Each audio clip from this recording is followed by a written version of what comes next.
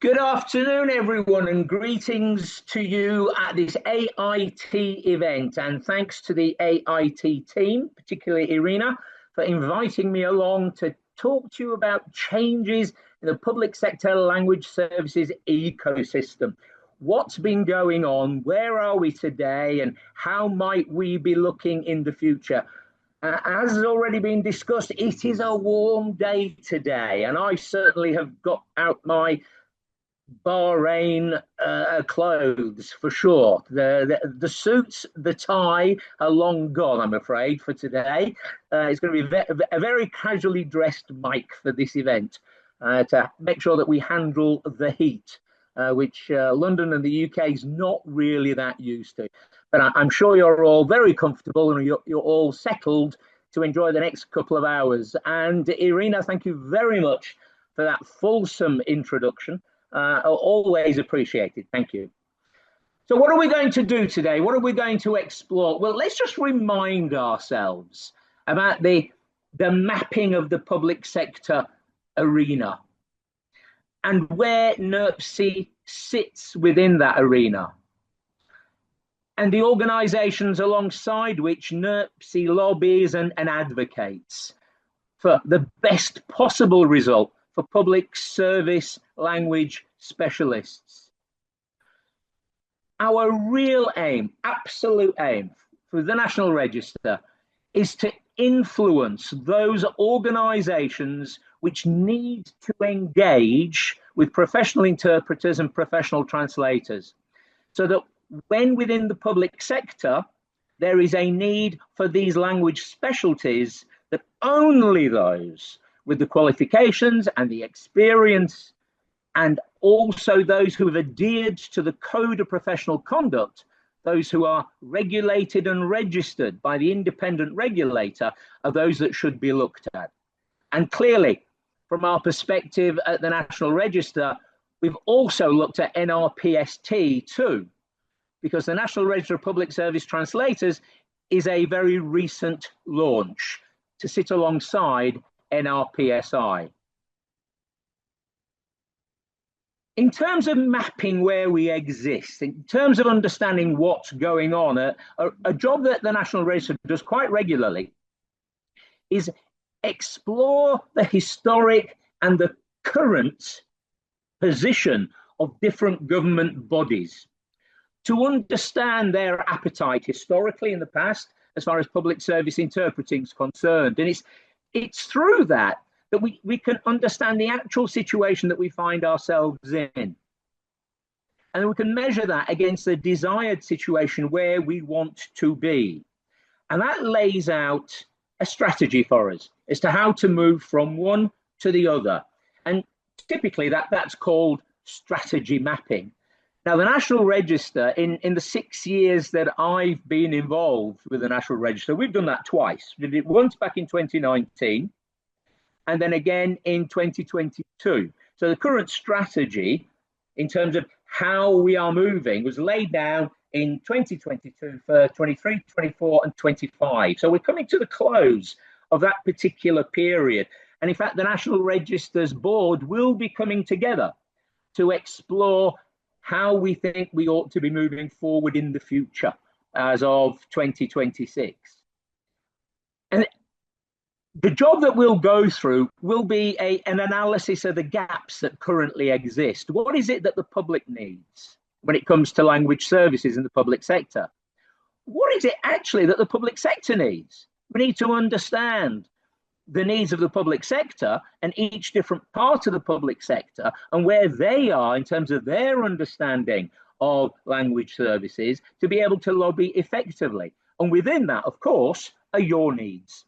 You are the professionals in public service interpreting and public service translation. What are your needs? What are your needs within that environment? And currently, one of the big issues right now is the level 3 issue. Those community interpreters who've got themselves a level 3 qualification, how do they fit alongside level 6? How is it that we can try to regulate and build an iron curtain between the nature of the engagements that a level 3 prepares you for when compared to a level 6 for the DPSI? So there's this analysis of where are we today, the needs that need to be run through. And then that leads to assessing the resources that are available, because you can't do everything that you ever want to do. So that's a situational assessment. It's looking at the resources that you have, how you're going to be using those resources to best effect to create the future vision. And indeed, that is the process that we've gone through over the last 6, in fact, more than 6 years, since 2017, that led to the launch of the National Register of Public Service Translators. Many of you will know that the website for this was actually launched in the December of 2019, with a view that we would start registering people who've shown interest in the April of 2020. Just to show how the best laid plans can be disturbed, we all know what happened in March of 2020 when COVID hit. So we had 2 years of massive disturbance, followed, of course, by a further disturbance because of the cost of living crisis caused by the international situation. So we only started registering people for NRPST earlier this year. So there you have a situational view as to how we at NERPC think through where we are today, where we've come from, and then where we might go in terms of the future vision. And as I've said earlier, we will be going through this process over the next couple of months. And for those of you who are NERPC registrants, you'll have seen in the last 2 monthly newsletters a call from you for anything that you believe is important that we need to be focused on. And for any of you here who've responded, sent me an email, and many people have, and thank you. Thank you for your input. Every email gets looked at, every comment made gets reviewed. So if, excuse me, after today, you feel that there are some really burning issues that NERPC and NERPST should be addressing over the next 3 years, and do not hesitate to send me an email. We're starting the strategy review session next week, but it will be an ongoing process, what they call an iterative process, where we'll constantly be munching at it over 3 months at least. Now we need to, before we move on to think about where we are, we need to think about all the different sectors that we should be looking at. And of course, Ministry of Justice is one of the most important. We need to explore and fully understand where we have got to as far as the Ministry of Justice is concerned, the journey that we've been on, where we are today, where it's likely to be in the short term, where it might get to in the longer term.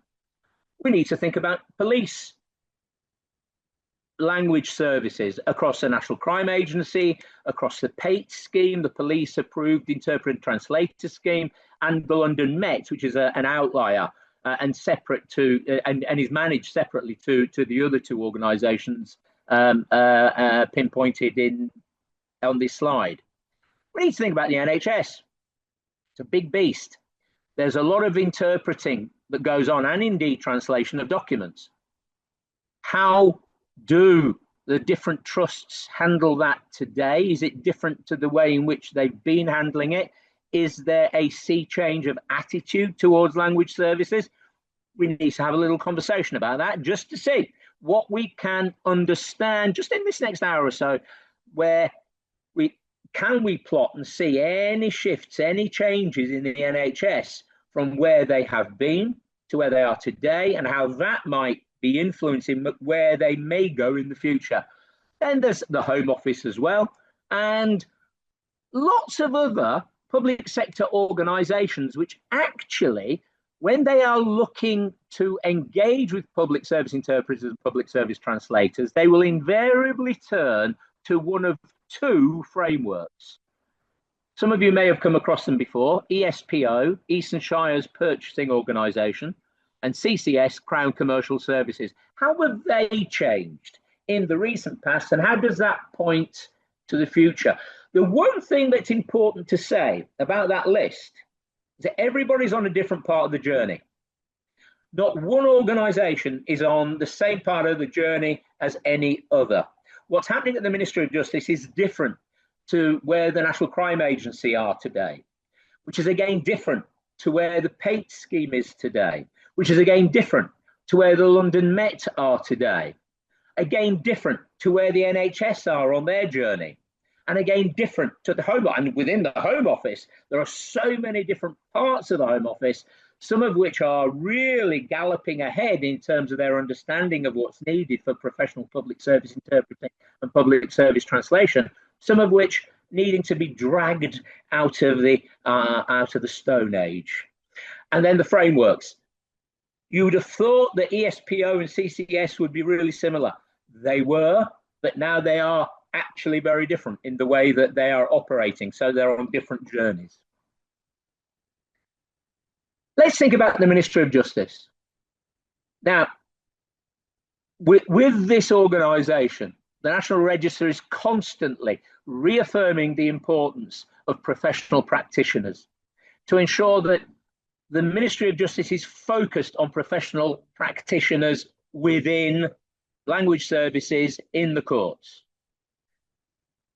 Many of you here were involved in the struggles following the financial crash of 2008, the drive for austerity following the Cameron and Osborne government decisions in 2010, leading in 2012 to outsourcing through an organisation called ALS, then leading to Capita, who organised a division called Capita TI, and then the big word.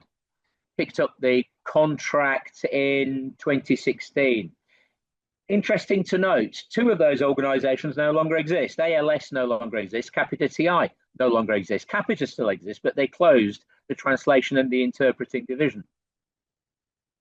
Outsourcing the engagement function was the prime motivation between the outsourcing, but then what happened is that the agencies persuaded the Ministry of Justice that they could also outsource the list from which interpreters could be taken to work in the courts.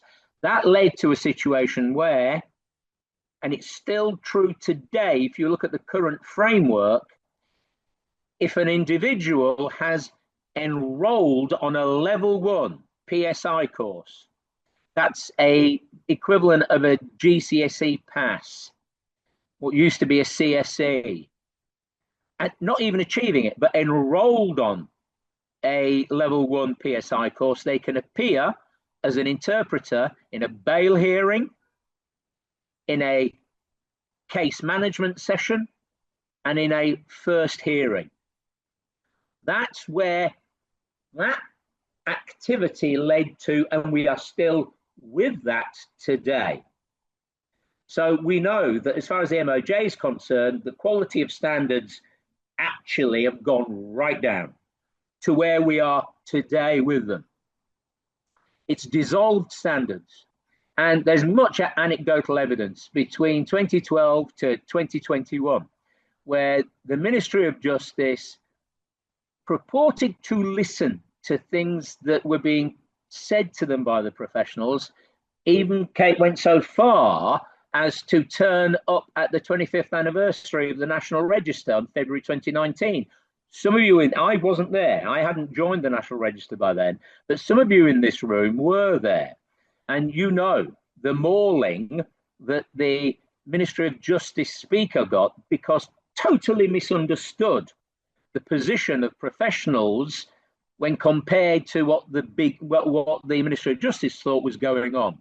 Now that sparked off much discussion, a lot of dialogue between 2019, 2020, all the way through to 2021, until in the February of 2021, the National Register received an email basically saying that the MOJ were happy with the way things were going.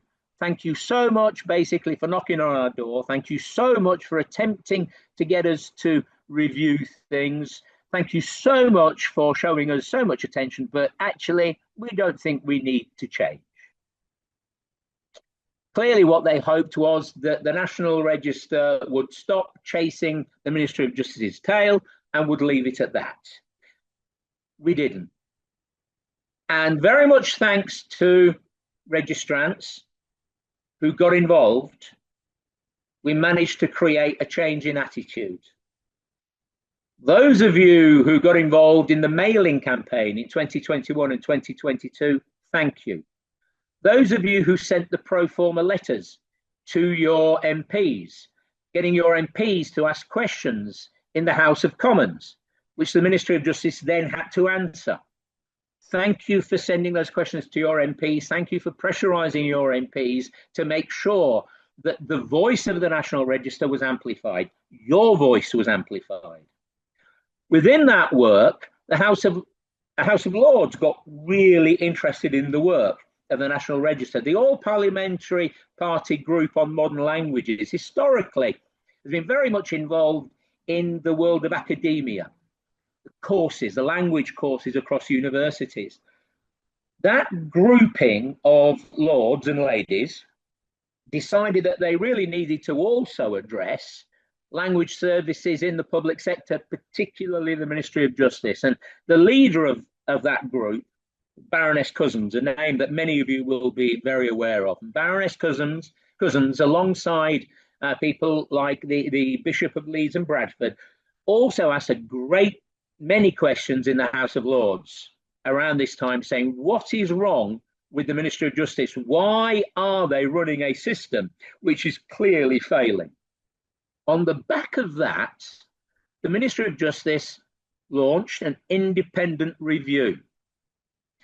That independent review advised things were horribly wrong as far as qualifications and experience were concerned, and that qualifications and experience framework needed to be changed.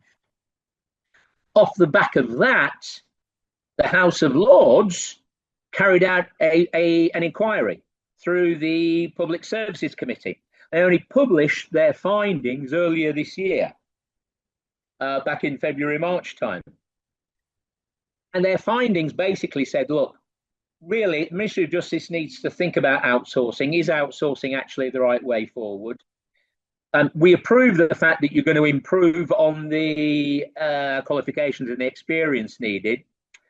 We think that there's still a heck of a lot more that you need to address, particularly remuneration terms and conditions, because if you don't address that, no matter that you're raising the bar for qualifications and experience sometime in the near future, you're not going to attract people unless you pay them properly and give them proper terms and conditions. Simple things like queuing to go to work, queuing in a court in the queue of people who are going to work, not queuing with the public trying to get into a court. So there are some simple things that need to be changed as far as the terms and conditions are concerned. There are some much more complicated issues in terms of the terms and conditions, and remuneration certainly needs to be looked at, because if the remuneration's wrong, then people will still, the professionals will still not be looking to work with you. So great that you're looking to change and have a default of a level 6 vocational qualification. This will come into operation as of October next year. Great that you are focused on the need for experience. Ministry of Justice is asking for 200 hours of evidenced experience. The National Register, as you know, for any new applicant is looking for 400 hours of experience. But even just asking for 200 hours is a big shift for the Ministry of Justice. So they've been listening to our lobbying. So the Ministry of Justice has been on a journey that they've tried to close down, on a journey which you, if you wrote to your MP, if you sent a pro forma letter back in 2021 and 2022, then you made sure that that journey happened, that the MPs that asked the questions, the House of Lords that asked their questions, have led to a situation where today we cast forward to October 2026, and to work as an interpreter in a court setting, you're going to need a default of a vocational level 6 qualification and 200 hours of experience. It's not everywhere we would like to be, but that's quite some journey from, if you go back to the time that the Ministry of Justice sent this email, where the Ministry of Justice said, actually, we're quite happy with the fact that somebody who enrolls on a level 1 can appear in a bail hearing. That's gone, thank goodness. So that's an understanding of what's been going on within the Ministry of Justice. And our practitioner members, people like Banu, are really happy about the work that they do with the work with the National Register, both with interpreting and also with translation. And indeed, not unlike the board at the AIT and AIT membership, where you are passionate about this profession, well, the board of the National Register and the Secretariat of the National Register are also passionate. And one of our main aims is to ensure that your voice is amplified and heard. The more registrants there are, the more we can amplify the voice. Yes, the National Register is a voluntary regulator. Yes, it's a not-for-profit organisation. So it works on incredibly thin margins. We try and keep the fees as low as we possibly can to enable us to achieve the maximum that we can. Remember, we talked about the gap analysis. These are the things that we want to do. What are the resources that we have? We've got to cut our cloth to achieve it. One of the things that we're most proud of in recent years is this launch to the National Register of Public Service Translators. It's been longed for by many over many years. It now exists. Now it depends on how much life we can breathe into this baby. And much of the responsibility for that lies with the registrants. Are you a translator? Do you do work in the public sector? Have you looked at the National Register of Public Service Translators? Do you believe that the work of the National Register is important and vital to help create change? If so, then the National Register looks forward to your support. So in terms of mapping the future, what's this changing landscape mean for standards? Why do we bother with standards? To save lives, to make sure the right people get sent down, to make sure that the right people do not get sent down. Standards matter. Why do ethics matter? For professionals, every profession has its code of professional conduct. And indeed, through this next first year following the strategy review, we will be reviewing the code of professional conduct, looking at ways in which we can bring it up to date, looking at any of the clauses where perhaps there's been some confusion or where there's been some opportunity for misinterpretation. So the code of professional conduct will be being reviewed. But one thing's for sure, it will continue to defend ethics and integrity. Regulation matters because it's through regulation that we protect standards. Now, the oversight of the regulatory body, should it be voluntary, should it be statutory, these are conversations which are probably going to become more important over the next 3 years or the next 6 years. Unlike in the last 3 years, the last 6 years, the last 9 years, this has not been a conversation. We've been struggling to ensure that public sector organisations are taking notice of the regulatory body. They are taking notice of the regulatory body. So the conversation's going to begin to change. Yes, we know what NERPC does. Yes, we know what NERPS does. Should NERPC and NERPS continue to be a voluntary not-for-profit organisation, or should it become a statutory body, which then helps to achieve one of the other key aims, which of course statutory recognition of public service interpreters and public service translators. So what's the future going to look like for public service interpreting and indeed public service translation? Well, let's not forget the key issues. Key issues are: 1, protection of the public; 2, maintaining, developing, promoting standards; 3, confirming relevant vocational qualifications; accrediting competencies gained through experience; measuring the degrees of competence, make sure that it's proportionate, accountable, consistent, transparent, and targeted. How do we do that? We protect the qualified professional practitioners through the code of professional conduct. Real focus on integrity and impartiality, managed through the professional conduct committee, the disciplinary committee, and the appeals process. Lobbying for protection of title for professional practitioners, supporting the work of the regulator, the registers of professionals, be it voluntary or statutory.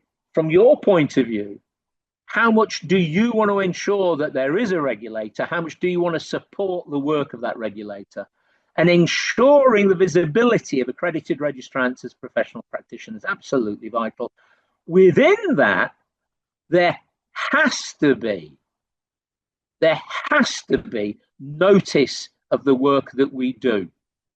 And Phil Muriel says it absolutely right, that the National Register's job is to ensure that those registrants on both NERPC and NERPST are recognised for the work that they do, and that they gain the protection of title and the protection of the profession.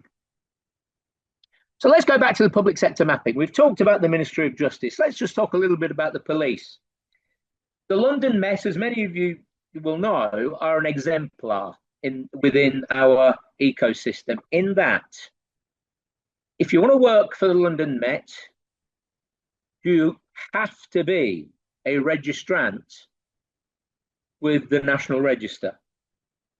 You have to have your qualifications to ensure that you can become a registrant. You have to have the 400 hours experience to become a full registrant, full status on the National Register, and you must adhere to the Code of Professional Conduct. The London Met really sits alongside the National Register, makes use of the Professional Conduct Committee and the Disciplinary Committee, and the relationships are very close and very strong one. The police approved interpreter and translator scheme, the PAIT scheme, came into being back in 2021 on the back of what was a very disparate approach by all the other police services. Some police services followed the same sort of pattern as the Ministry of Justice, where if you'd enrolled on a level 1 PSI course, you could appear as an interpreter in a police custody suite. Some of the police forces actually did that. Some of the other police forces mirrored the Met and actually used to follow what the Met did. But between those extremes, there were many different approaches. PAIT scheme insists on a default of a level 6 vocational qualification, so big tick for that. The PAIT scheme also insists on 400 hours of evidence experience, big tick for that. But the PAIT scheme outsources the management through agencies. It splits up the country into 7 different units, that we each with a different contract, and there are 3 agencies that handle these 7 different areas, which means that they still control the lists, which means that they also control the disciplinary processes, and we are lobbying hard against that to ensure that the PAIT scheme follows the London Met in recognition of the voluntary regulator, that the voluntary regulator handles the disciplinary processes, that if the police really are keen on using agencies, then let it only be for the engagement function, not for the management of the list. So that's something we're working really hard on. The National Crime Agency are still doing what the Ministry of Justice do today. So National Crime Agency have got a lot of work to do to get them to turn around and recognise the work of the London Met, and indeed the work of PAIT. NHS has historically been one of the most difficult arenas to actually get a handle on. Simple reason being, every hospital trust in the country, every primary care trust that runs all the doctors' surgery, the GP surgeries, they are allowed to manage language services the way that they wish to. And some of them are dreadful in that they insist that a patient brings a family member or a friend into really quite complex situations where life and death situations are being talked about, and who knows what vocabulary is being used. And there are some NHS trusts which have attempted to hold to only level 6 DPSI health, but there just aren't enough of them. There just aren't enough people with a DPSI health. And so therefore, they at least hold to a level 3 community interpreting qualification.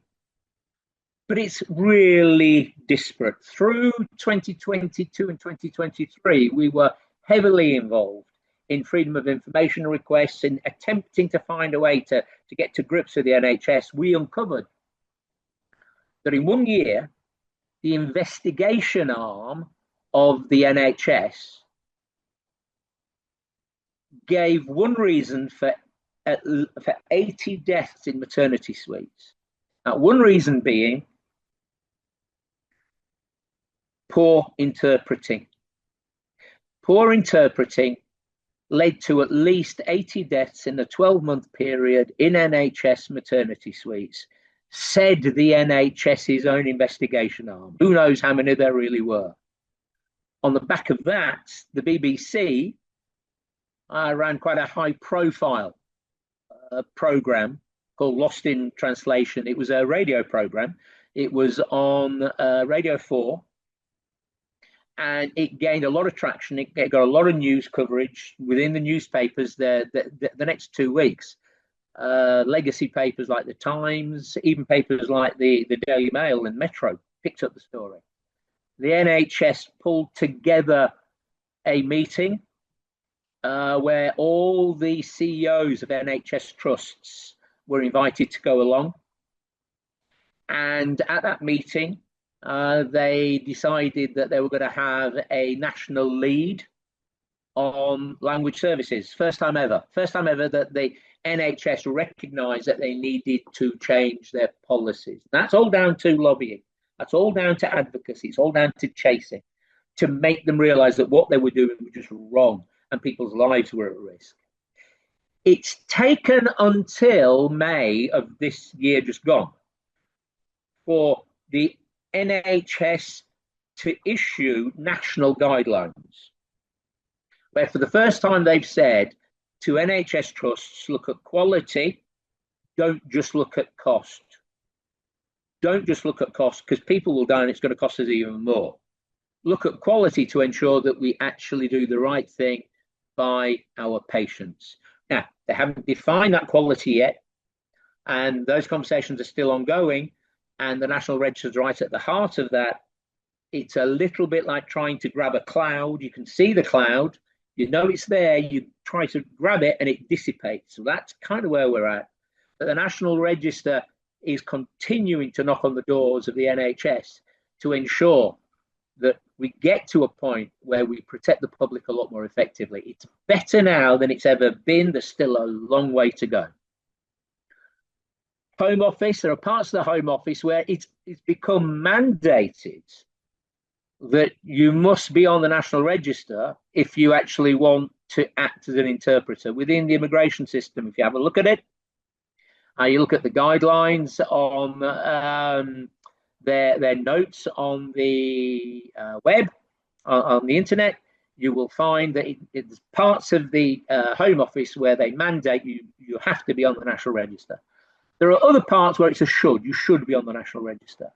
And we've gone so far now as carrying for the Home Office in our news pages on the website. In fact, I only posted one earlier today, a page from them.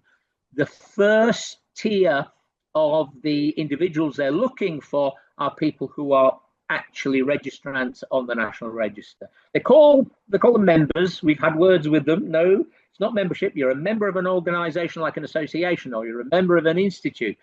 But when you are on the register of a regulator, you are a registrant. That never happened before. This listing from the Home Office, with the National Register being at the top of the list of choice, with it mandated in certain parts of the Home Office, this is new. This was not going on 3 years ago. This was not going on 6 years ago. This was certainly not going on 9 years ago. So the Home Office are on a journey. The frameworks, ESPO have not changed their policy. They still have the baseline that if somebody can prove they've enrolled on a level 1 PSI course, then they can act as an interpreter. And schools and councils make use of ESPO. Some parts of the Department of Works and Pensions, DWP, do the same. We cannot get ESPO to enter into dialogue. We will continue to try. Crown Commercial Services, big change. If you were to look at the framework from the Crown Commercial Service back in 2017, compare it to the current iteration, and it's gone through 3 iterations from then to now, they even talk about you should really be looking at people who are on NRPSI. If you can't get them on it, then at least go to level 3. That they must have a community interpreting qualification. The Crown Commercial Services has come a long way, and we hope that it will continue to come a long way as well. It'll continue on this journey forward. So you can see that with each of the different sectors, they're all on a different journey, but ultimately, there is an inexorable inevitability for us to achieve what we're after. Now, by that, what we mean is that they may be on a different part of the journey, but on the same trajectory. If you think of an occupation, a way to earn money, there's no regulation. If somebody thinks you can sort of do the job, then they'll let you do it and pay you some pin money as cheaply as they possibly can. The agencies love this. The agencies would much prefer our profession to be down here because it means that they make more money. Parts of the public sector are still there. Parts of the NHS are still there. Parts of, well, the MOJ right now actually is still there, but as of October, it won't be. Parts of the police, the National Crime Agency, are still there, but other parts of the police are not. The Home Office has moved on. Crown Commercial Services has moved on. Limited regulation, a nascent budding profession, a young profession. We can almost date the launch of our profession to the start of the associations back in the 70s within our arena, to the launch of the National Register at the behest of a Royal Commission, the Runciman Royal Commission, back in 1994. Limited regulation, budding profession. So that's been happening since 1994.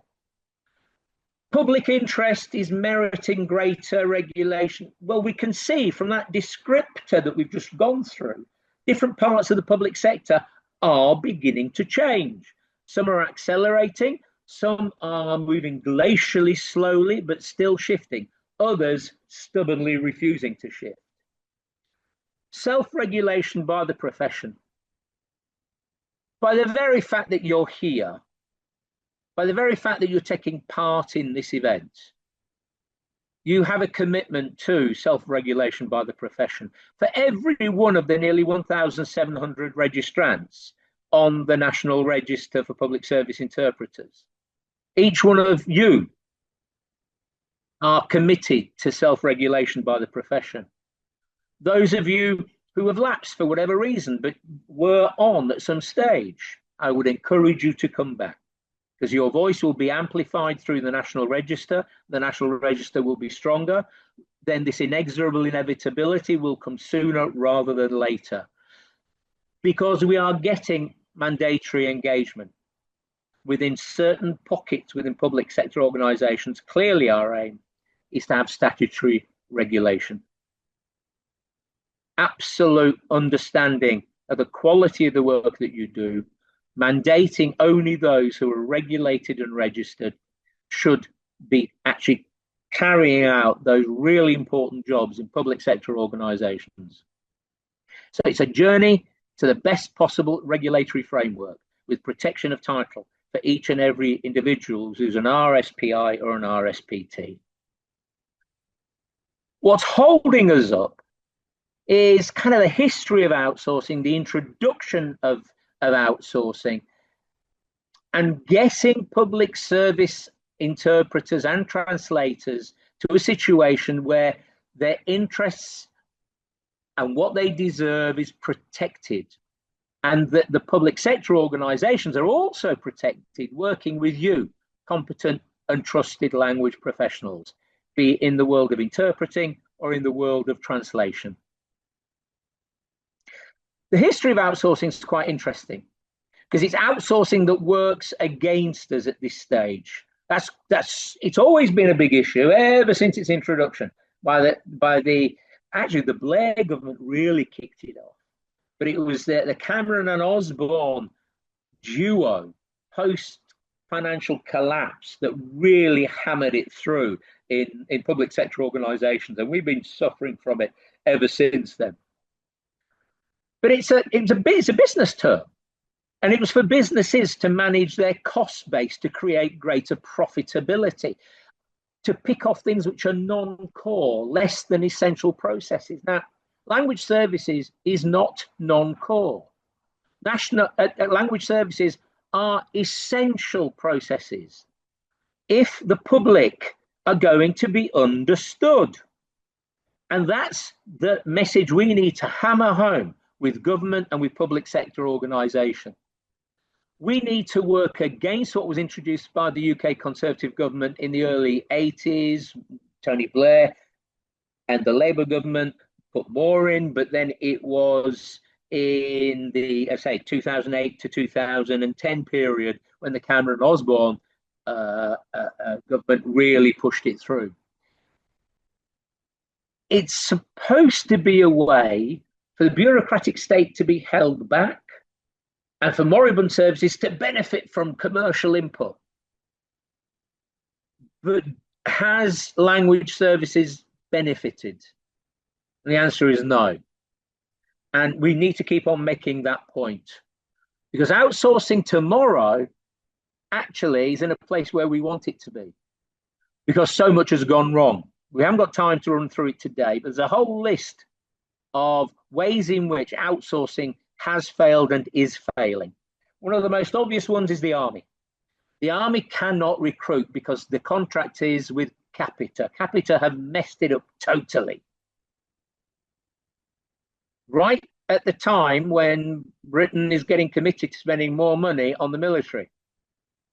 And that's going to really help us, because if the government are pushed into a situation where they're going to have to kick outsourcing out with the Army recruitment, then it should really look at kicking it out for language services in the public sector too. The first railway line has been renationalised. There will be more to follow. The pressure on the water companies, outsourced water companies, is growing. All of this stands us in good stead.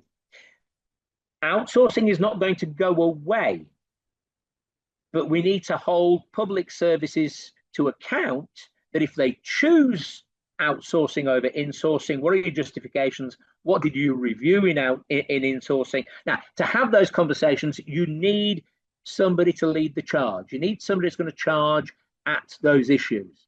And the National Register is recognised as an organisation which has led the charge with different public sector organisations, and it will continue to charge at outsourcing.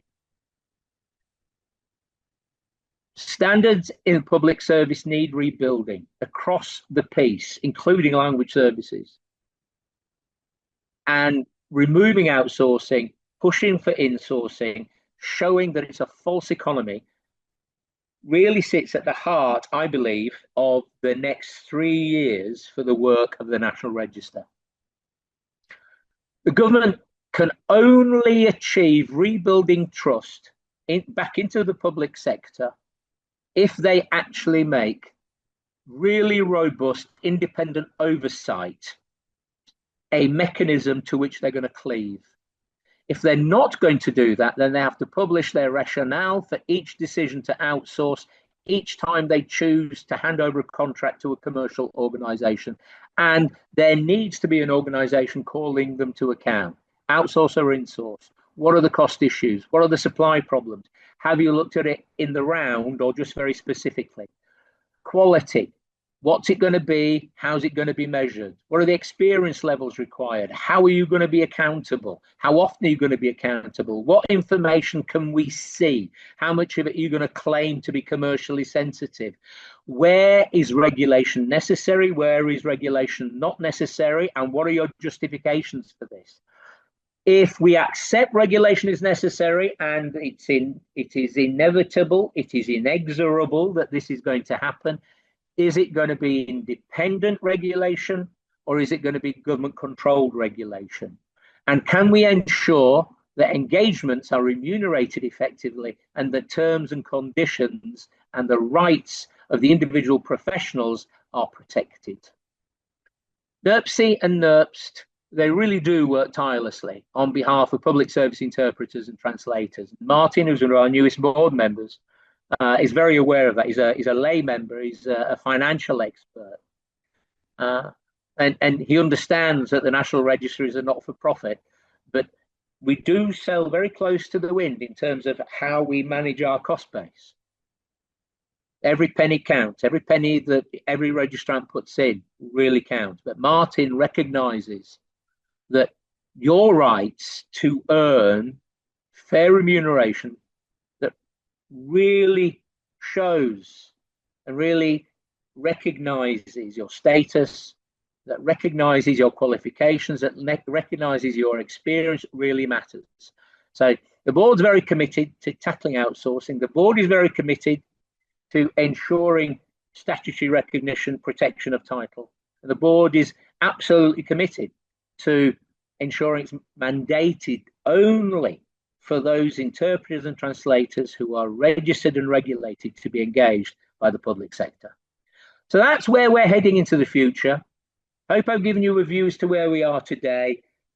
Same trajectory, but lots of different parts of where we're on the journey, and giving you some confidence in the way that things are moving forward. Things are changing.